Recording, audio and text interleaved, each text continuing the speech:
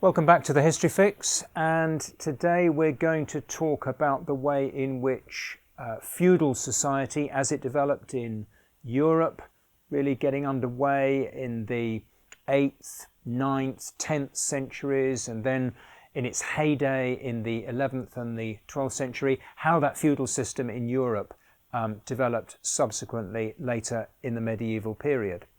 But I want to start by just making this general point about all of these pre-industrial societies, these pre-capitalist societies that we have been thinking about of late, this general point about them, which is this.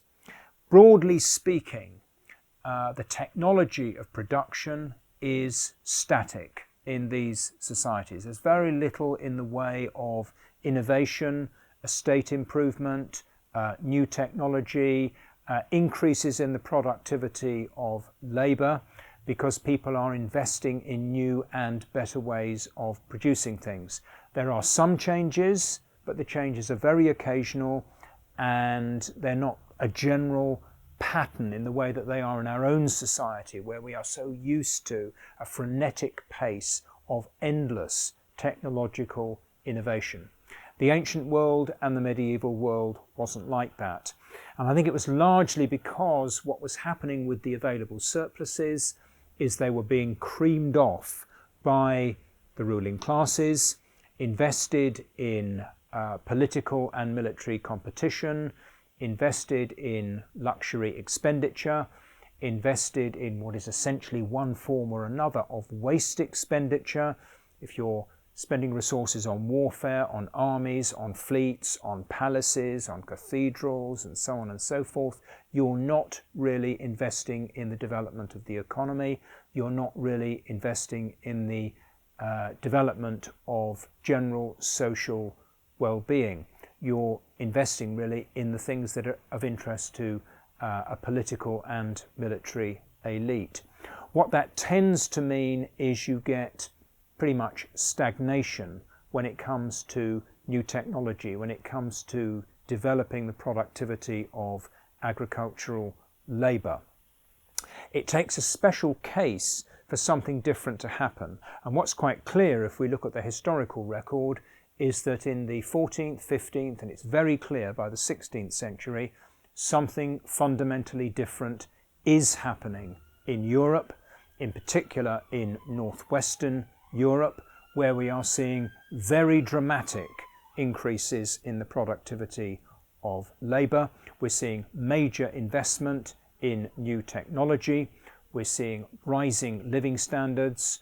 We're seeing a general increase in the mass of surplus that is being created in society. We're moving towards what becomes capitalism, where the business of economic growth becomes self-sustaining, self-feeding. So something very significant has happened in Europe to give rise to that change. Now that's all bound up with feudalism, which I talked about last time as a system that was very unstable and therefore very dynamic. And I suggested that that was in large part because it was highly competitive.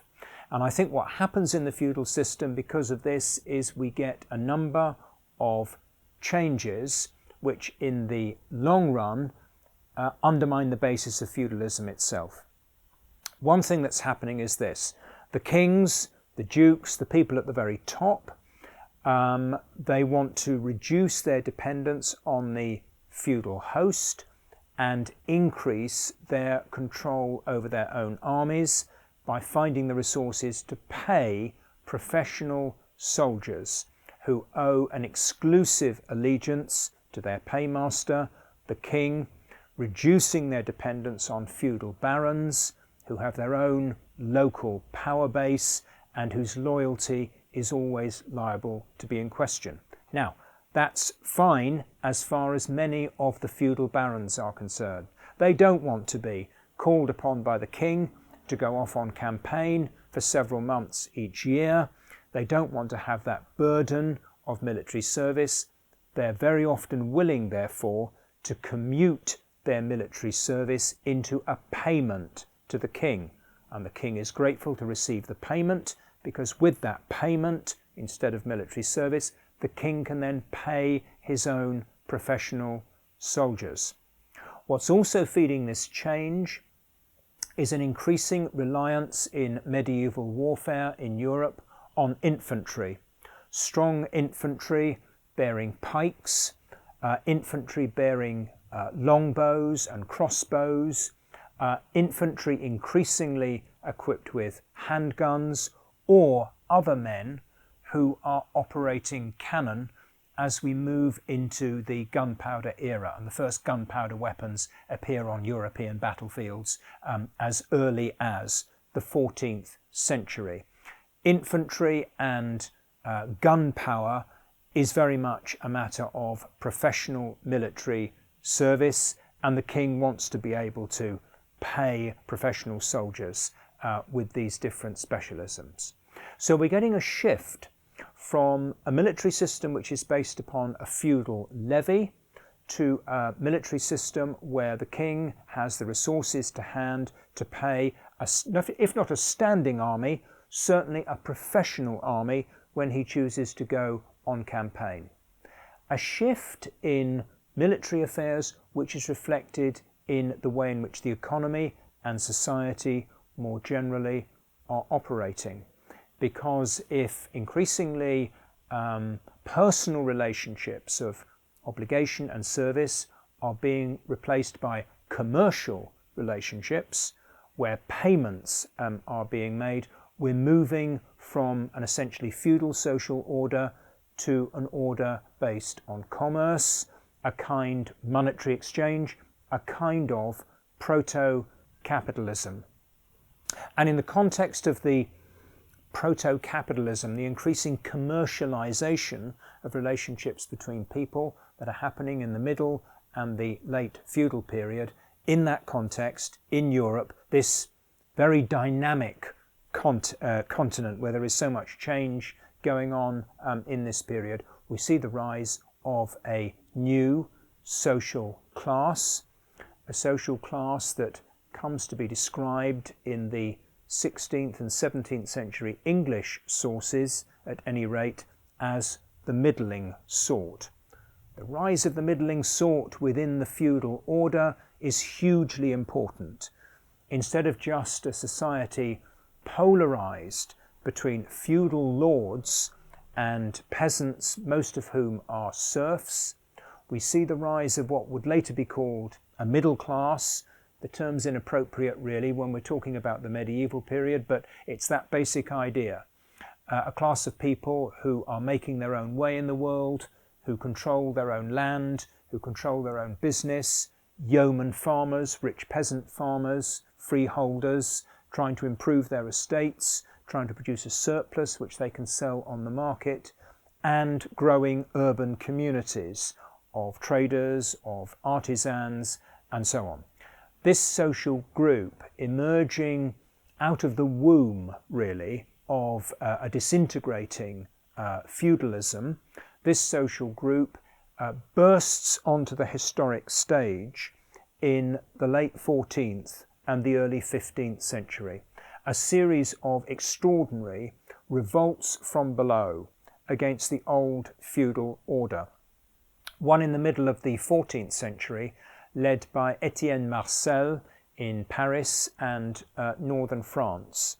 Another in England, which spread across much of the southern part of the country and certainly affected London, led by Wat Tyler, and an even more powerful revolt in Central Europe, in Bohemia, what is today the Czech Republic, led by Jan Hus in the early 15th century. And it's interesting that the radical wing of the Hussite movement in the early 15th century talked about exterminating the lords and the nobles and the knights. In other words, they had a conception of the conflict that they were involved in as being a class war against the old feudal elite. All of these great revolts of the middling sort, this hugely important new social group emerging in medieval Europe in this period, all of these great revolts went down to defeat. But they point to a way forward, they point to a new future, they point towards the development of a new social order. And in the following century, in the 16th century, and then again in the 17th century, through processes of Renaissance, Reformation, and Revolution, this new social force will become dominant, will drive fundamental changes, and will create the basis for the transformation of the world into modern capitalism. We'll be beginning to explore that process next time on the History Fix. See you then. We are facing the greatest crisis in the history of humanity. Capitalism is driving us towards climate catastrophe. To understand how we got here and how we get out of it, we really need to understand human history. What we're trying to do here at the History Fix is to give us the understanding of the past that we need to equip us to fight for a better future. If you like what we're doing, please share and subscribe, and also contribute to our Patreon page. Thanks very much.